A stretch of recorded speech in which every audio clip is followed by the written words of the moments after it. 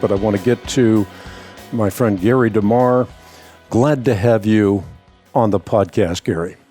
Well, it's good to reconnect with you. It's been, like you mentioned, it's been a little while, but I keep up with the work that you've been doing and appreciate your interest in at least this particular topic. It's one of kind of our shared topics, and it's really needed because I think what's going on in the Middle East right now, I'm looking to see how this modern-day prophetic system handles what's taking place, and it's going to be an important consideration as we go down the road with this.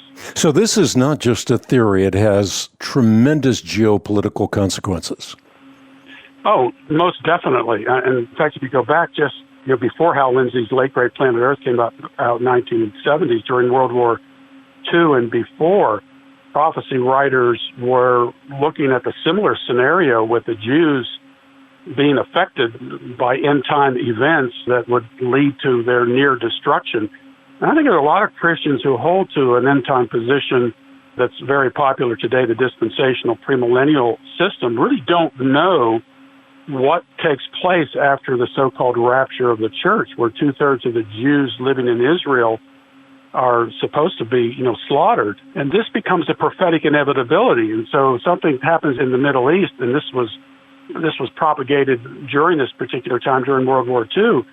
This was a prophetic inevitability. This was something that was supposed to take place, and many took what was described as a hands-off approach because you would essentially be fighting God on this because this was God's end-time program for Israel.